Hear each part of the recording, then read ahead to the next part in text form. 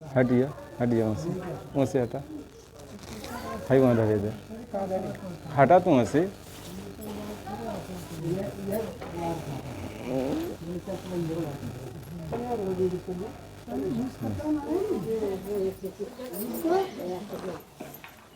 बस ऐसा घुमावल करी है।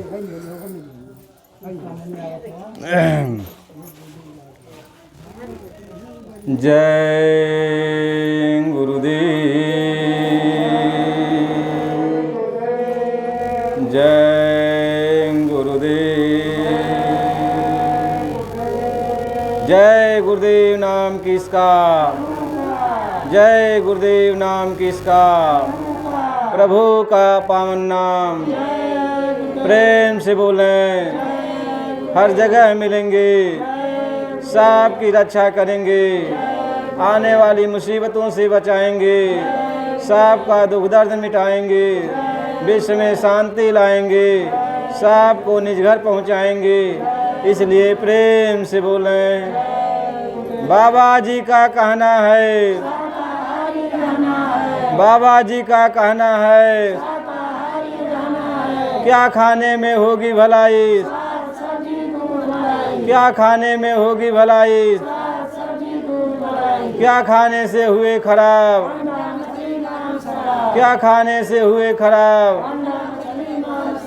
आगे कुदरत है नाराज खड़ी कुदरत है नाराज खड़ी बाबा जी का कहना है बाबा जी का कहना है जय गुरुदेव। आप सभी प्रेमियों मालिक की अपार दया है कि आपके गांव में गुरु महाराज जी का ये सत्संग वचन आपको सुनाया जा रहा है। आप सभी ग्रामवासियों से ये विनम्र प्रार्थना है यदि माइक की आवाज़ आपके कानों तक पहुंच रही हो तो आप लोग थोड़ी समय के लिए सत्संग स्थल पर आए और ऐसा सत्संग आपको अपने जीवन में कभी कभी सुनने को मिला होगा कि नहीं मिला होगा, लेकिन जब आप आओगे तो आपको मालूम होगा। सत्संग में ज़रूर आना चाहिए। जय गुरुदेव परम पुरुष गुरुदेव जी जय गुरुदेव नाम अलख अगम की पार में स्वामी तुम्हें प्रणाम।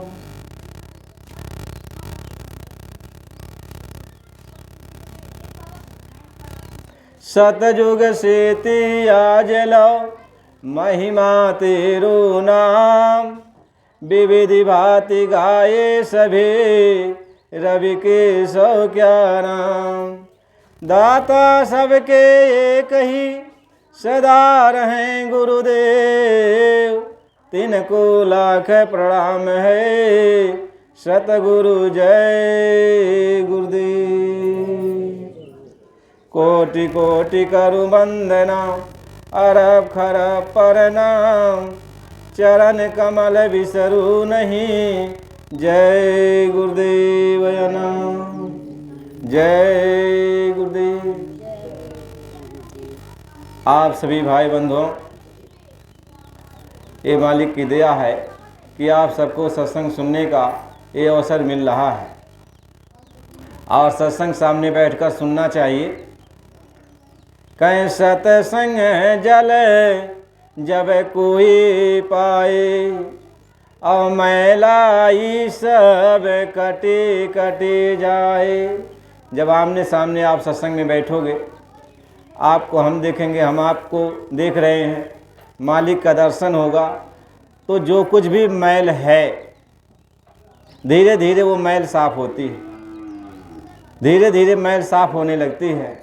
कहीं एक घड़ी आधी घड़ी आधी में पुनियाद स्वामी संगत साधके कटे कोटि अपराध।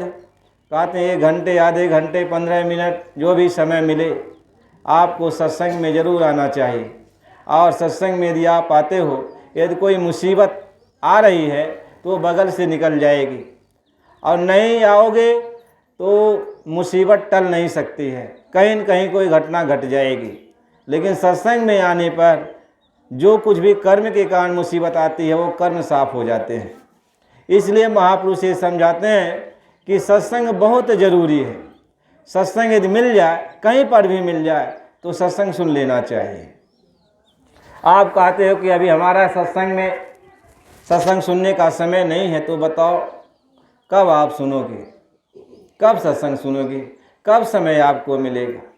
महात्मा लिखते हैं कि भजन कर मस्त जवानी में, भजन कर मस्त जवानी में, भजन कर मस्त जवानी में, हे भजन कर मस्त जवानी में, भजन कर मस्त जवानी में। बूढ़ापा किसने देखा है,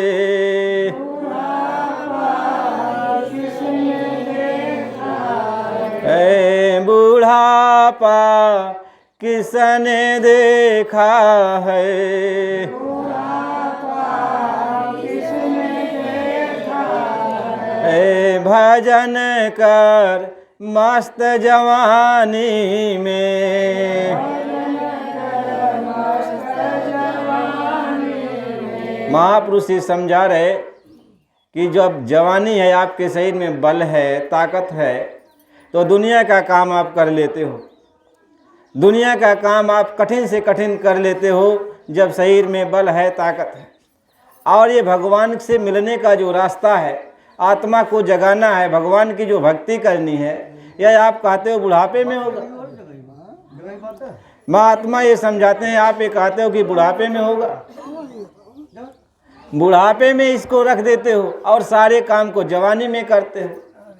महापुरुष ये समझाते हैं कि जैसे दुनिया का काम आप जवानी में कर सकते हो, ऐसे ही भजन भी आप जवानी में ही कार कोई चाहे जो कोई भी हो, इसको अपने बस में नहीं कर पाता। कभी काम जग गया तो कभी क्रोध जग गया, तो कभी लोभ जग गया, तो कभी मोह जग गया, तो कभी अहंकार जग गया।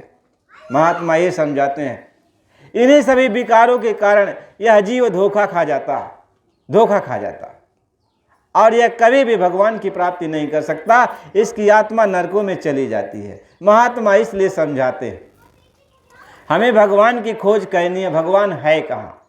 सभी ग्रंथ पुराण यही कहते हैं कि भगवान तुम्हारे अंदर है। सभी लोग ये कहते भगवान बाहर नहीं है, भगवान तुम्हारे अंदर है। अब अंदर तुम्हारी आत्मा भी है और अंदर वो भगवान भी है। न अपनी आत्मा को देखा न भगवान को देखा, तो बताओ मरने के बाद कहाँ जाओगे? आत्मा कैसे निकाली जाएगी और कहाँ जाएगी, ये कौन जानता है? यहाँ तो हम आप बैठे हुए हैं, अभी आत्मा निकल जाए तो हमारा शरीर ऐसे पड़ा रह जाएगा। तो आपने देखा नहीं कि मेरी आत्मा कैसे निकली, कहाँ गई, किस रूप की थी? बस सबकी यही गति है। और जब आत्मा निकल गई तो ये शरीर वो आप मिट्टी समझ लेते हो। महात्मा यही समझाते हैं कि अब आत्मा की खोज करो। जब आत्मा की खोज कर लोगे, आत्मा को जान लोगे, तब परमात्मा को जान पाओगे। जब तक आत्मज्ञान नहीं होगा, उसके पहले परमात्मा ज्ञान नहीं हो सकता। परमात्मा के बारे में जितने लोग भी चर्चा करते हैं, वह चर्चा वहाँ तक सही है कि जब तक आत्मज्ञान हो गया। जब हाँ आत्मज्ञान हो गया तो हाँ तो सही है, और जब तक आत्मज्ञान नहीं हुआ तो सारी चर्चा झूठी। सबकी चर्चा जो भी कुछ कहते हैं सब झूठा।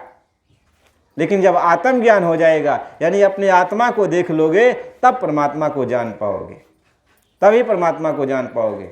इसलिए महात्मा समझाते हैं कि खोज कर निज रूप को पाओ परम पद धाम को, और जिनको नहीं निज रूप की पहचान वह नरमूढ़ है, और नरक में वह नर पड़े जो नरदेह में आरूढ़ है। कहते हैं जिसने भी अपने रूप की पहचान नहीं किया, वह मनुष्य शरीर पाने का हकदार नहीं है। यदि मनुष्य शरीर वह मिल गया और अपने रूप की पहचान ही नहीं किया, अपने आत्मा को जगाया ही नहीं, वह समझा ही नहीं मेरी आत्मा क्या है, काली है, नीली है, पीली है, गोरी है, सफ़ेद है, कैसी है कैसी नहीं। यह शरीर तो है नहीं आत्मा, क्योंकि इस शरीर को जला दिया जाएगा, यह शरीर को मुट्ठी भर राख में बदल दिया जाएगा। यह शरीर तो आत्मा है नहीं, क्योंकि आत्मा अजर अमर अविनाशी है। वह कभी मरती नहीं। तो आत्मा के बारे में महात्मा ये समझाते हैं कि अब आत्मा की खोज करो, तब परमात्मा की खोज करना। पहले अपने आत्मा की खोज करो। कोई भी आपके गांव में आता है वेद सुनाने के लिए, पुराण सुनाने के लिए, ग्रंथ सुनाने के लिए, सत्संग सुनाने के लिए, कोई भी आए तो उससे पूछो मुझे आत्मज्ञान चाहिए, पहले मुझे आत्मज्ञान दो, तब परमात्म ज्ञान। क्योंकि आत्मा के ज्ञान के पहले परमात्म ज्ञान हो ही नहीं सकता। तो आत्मा को खोज करो, क्योंकि परमात्मा की अंश ये आत्मा है। जैसे किरण जब यहाँ आती है तो सूरज की अंश है। अब किरण किसी भी जगह पड़ जाए, पानी में पड़ जाए, शीशे पर पड़ जाए तो सूरज दिखाई पड़ जाएगा। अभी किरण आए, सूरज का प्रकाश आपके शीशे में आ जाए, शीशे में आ जाए, और जैसे ही शीशे में आप देखोगे सूरज दिखाई पड़ जाएगा। ऐसे ही जब आत्मज्ञान हो जाता है, आत्मा का प्रकाश जैसे प्रकट होता है तैसे परमात्मा दिखाई पड़ जाता है। परमात्मा तैसे ही दिखाई पड़ता है। और जब तक आत्मज्ञान नहीं होता परमात्मा दिखाई नहीं पड़ता है। महात्मा इस बात को समझाते हैं, महापुरुष इस बात को समझाते हैं। इसलिए प्रेमी भाई बहनों, सत्संग सुनो, ध्यान से सत्संग सुनो, और जब आप सत्संग सुनोगे तभी कुछ समझ में आएगा। महात्मा समझाते हैं, आप सभी लोग एक प्रार्थना कीजिएगा, जय गुरुदेव, जय गुरुदेव। कहना ये शरीर एक झूलनी है, ये शरीर एक झूलनी है। और माँ के गर्भ के अंदर भगवान एक जब झूलनी के तैयार कईने तो 10 महीना लग गए। बतावा वो भगवान के तैयार कैले, कितना विचित्र बात है। भगवान 10 महीना में के तैयार कईने, लेकिन जब ये झूलनी हमके मिल गई तो हम एक हिफाजत नहीं कही पौली और बीच बाजारी में गिर गई झूलनी। यानी यह शरीर के हिफाजत नहीं कही पौली और कुछ कही नहीं पौली, अपने आत्मा की जगह नहीं पौली और ये शरीर ढह गए, गिर गए। महात्मा हुए समझावे ने कि रहल ने झूलनिया बड़ी बाकी गिरी गईल, रहल ने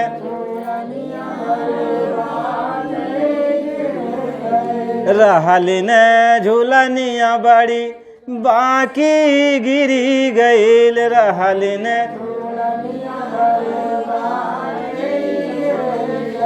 रहल ने झूलनिया बड़ी बाकी गिरी गई।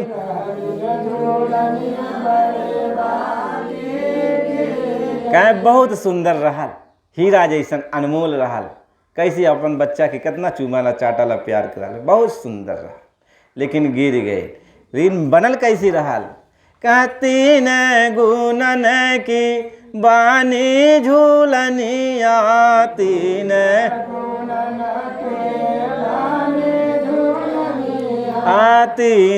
गुनन की बानी झूलनिया,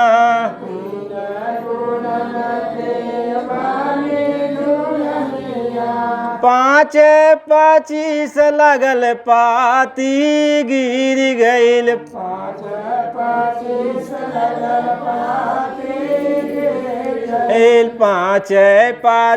लगल पाती गिर गईल,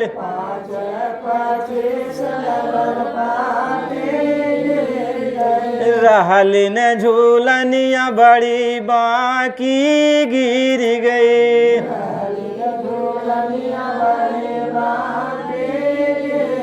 कह 3 गुण, सतोगुण, रजोगुण और तमोगुण और 5 तत्व और 25 प्रकृति से मिला के ही शरीर तैयार कैलाली झूलनी बनावल रहा, लेकिन गिर गए। कैसास मोरी खोजे ननद मोरी खोजे, सास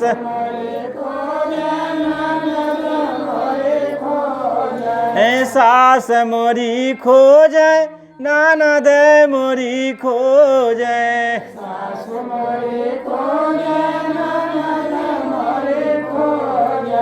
देवरा खोजला नहीं पाती गिर गई,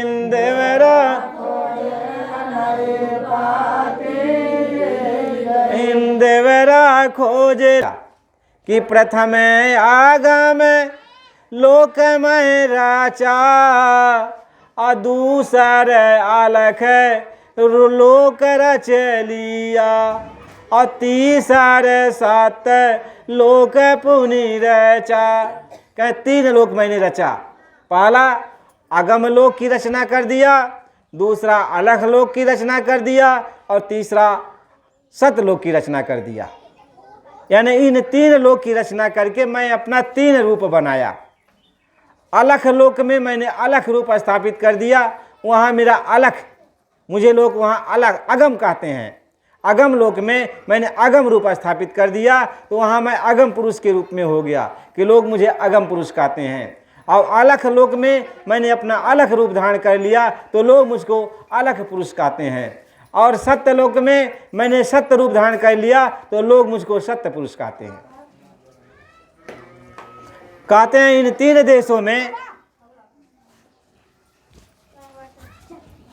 कहते हैं इन 3 देशों में मैंने अपना 3 रूप स्थापित किया, और 3 रूप मैंने धारण कर लिया। अगम रूप, अलख रूप और सत रूप।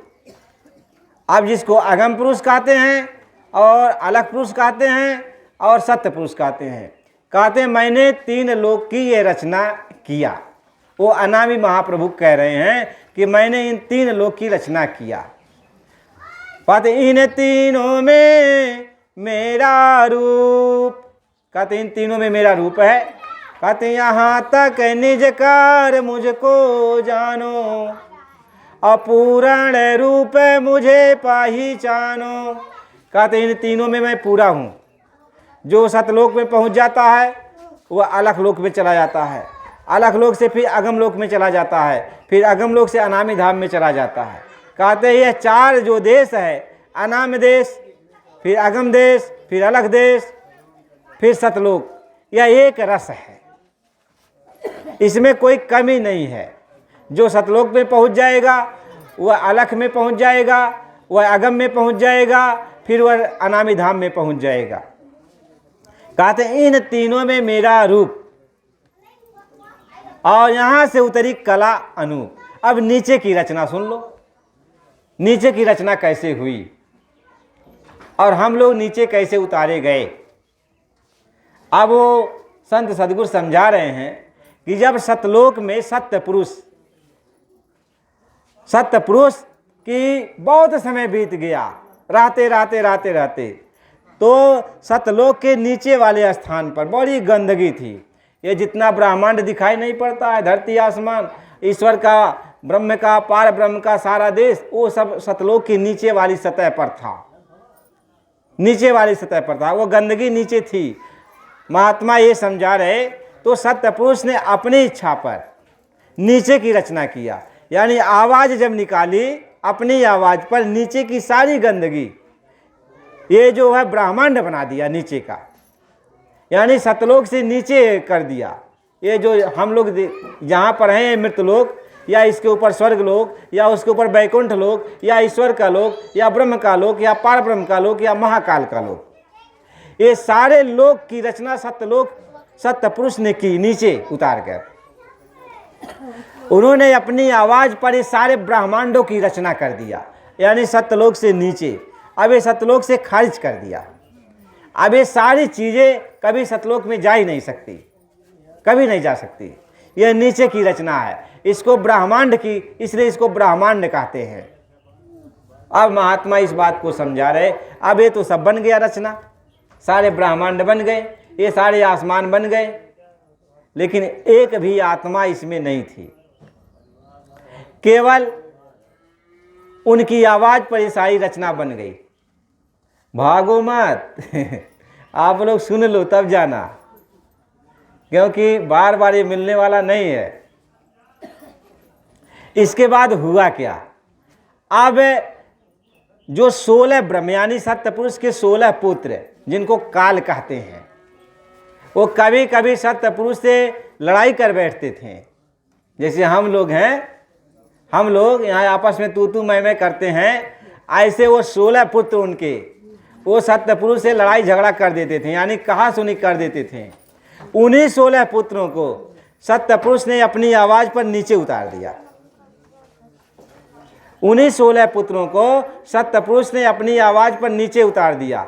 एक को महाकाल कहते हैं, दूसरे को पार ब्रह्म कहते हैं, तीसरे को ब्रह्म कहते हैं, उसके बाद ईश्वर कहते हैं, और आद्या महाशक्ति को, ये सबको नीचे उतार दिया। और 12 का नाम गुप्त रखा गया है, 12 का नाम वो गुप्त है। इन 16 पुत्रों को नीचे उतार दिया। इनको 16 द्वीपों में यानी 16 ब्रह्मांड कहा कि एक एक ब्रह्मांड में एक एक द्वीप में बैठा देता हूँ, तुम यहीं पे रहो। अब तुम लोग जो है सतलोक नहीं आ सकते हो, हम निकाल देते हैं। सतलोक की जो शक्ति है, आने वाली शक्ति कि तुम सतलोक में वापस चले जाओ, तो यह शक्ति खारिज कर देती है, तुम यहीं पे रहो, अब यहीं पे राज्य करो। तब ये जो 16 पुत्र थे उनके, जो सत्यपुरुष से लड़ाई झगड़ा करते थे, जब नीचे उतार दिया, घर से बाहर कर दिया, तो बहुत समय बीत गया, बहुत युग बीत गया। तो इन्होंने सोचा, इन 16 ने आपस में राय मशवरा किया कि भैया अब तो पिताजी ने निकाल दिया, तो हम लोग क्या करें। अब तो पिताजी के पास जा भी नहीं सकते, क्योंकि जाने का मार्ग ही बंद कर दिया अपने घर, तो हम लोग करें तो क्या करें। तो 16 ने राय मशवरा किया। 16 ने राय मशवरा करके उसी जगह पर बैठकर तपस्या किया, यानी सत्यपुरुष की आराधना किया अखंड युगों तक, अखंड समाधि लगाया कई युगों तक। महात्मा ये समझाते, जब कई युग ऐसा बीत गया, तब सत्यपुरुष खुश हो गए और वहीं से आवाज़ दिया कि अरे हम तुम्हारी तपस्या से प्रसन्न हैं, बोलो क्या चाहते हो। कहने, पिताजी आपने तो देश से निकाल दिया और यहाँ का कह दिया ये सारा ब्रह्मांड आप ही का है, हम ही लोगों को दे दिया, तो बताइए हम किसके ऊपर राजा बनेंगे। यहाँ कोई आत्मा ही नहीं है, तो बिना आत्मा के हम राज किस पर करेंगे। तो कहने तक क्या चाहते हो, क्या चाहते हो। तो कहने हमको आत्मा को दे दीजिए। अब सत्यपुरुष अपने वचन से हार गए। वही बात वो समझा रहे हैं, ये तपस्या जब 16 पुत्रों ने किया और अब तपस्या करके उन्होंने वरदान में तुम सबको मांग लिया, और जब तुम सबको वरदान में मांग लिया तो हमने कहा ये मस्तु, हमने कहा ठीक है। न छुए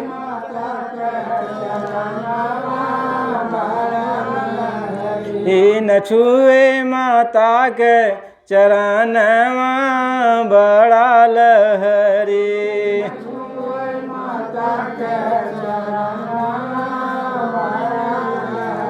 ए बोले काया में सुगनवा बड़ा लहरी,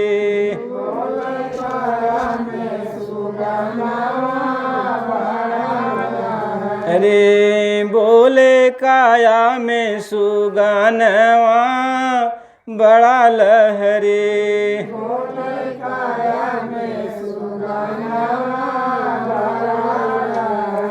इस सुगना के सेवा खातिर संग लगी नव नारी,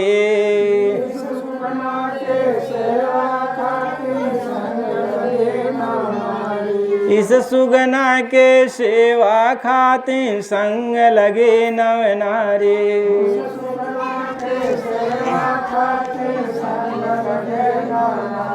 नवेंद्र के चक्कर में पड़ी इनके भरे हुकारी,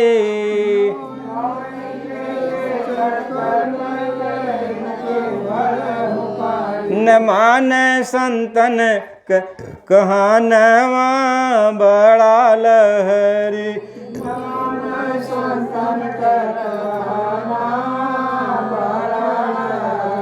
इन मान संतन के कहानवा बड़ा लहरी,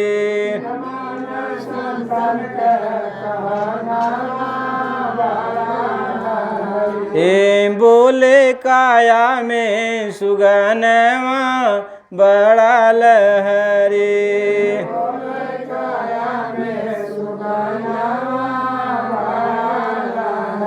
जय गुरुदेव कहें कि सुगना अब से धर्म पे आ जा,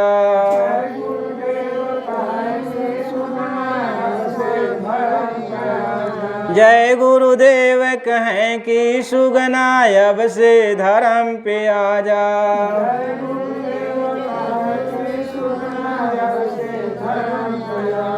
नाम दान सतगुरु से लेकर जीवन सुफल बना जा छूटे हैं जन्म यो मरणवा बड़ा लहरी।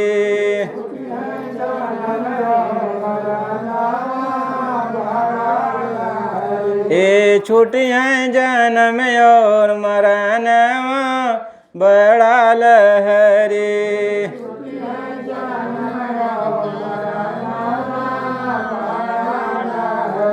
ए बोले काया में सुगनवा बड़ा लहरी।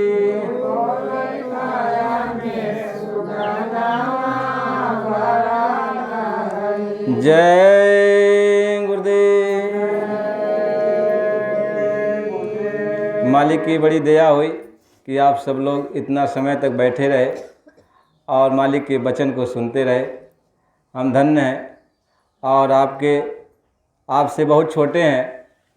यदि कभी हमारे मुखारबिंदों से कुछ ऐसे शब्द निकल जाते हैं तो आप लोग क्षमा कर दीजिएगा।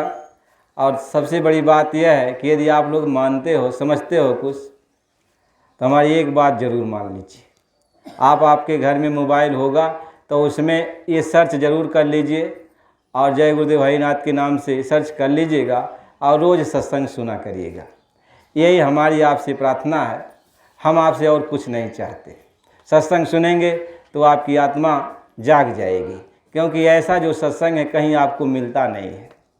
कहीं कोई सुनाने वाला आत्मा और परमात्मा का सत्संग कहीं कोई जल्दी मिलेगा नहीं। इसलिए प्रेमी भाई बहनों, मालिक की बड़ी मौज हुई, बड़ी दया हुई है, आप लोग का दर्शन हुआ, हम धन्य हैं। जय गुरुदेव। जय गुरुदेव। विनय करूं मैं दो कर जोरे, सतगुरु द्वार तुम्हारे। बिन घृत दीप आरती साजू, दो आँखियन माज धारे। भाव सहित नित बैठे जा रूखे, जो हाथ प्रीतम प्यारे। पग ध्वनि सुनि सार वन ही अपने, मन के काज विसारे। जागी सूरत पियत चरणामृत, पियत पियत भई न्यारे। घंटा शंख मृदंग सारंगी, बंसी बीन सुनारे। जय गुरुदेव आरती करते, गावत जय जयकार। विनय करूं मैं दो कर जोरे, सतगुरु द्वार तुम्हारे। मालिक द्वार तुम्हारे, दाता द्वार तुम्हारे। कोटि कोटि करूं वंदना, अरब खरब प्रणाम। चरण कमल बिसरो नहीं, जय गुरुदेव नाम। चरण कमल बिसरो नहीं, जय गुरुदेव नाम। जय गुरुदेव। आप सब लोग मालिक की आरती ले लेंगे और ये प्रसाद आया है, प्रसाद आप लोग को मिल जाएगा, प्रसाद ले लीजिए। जय गुरुदेव।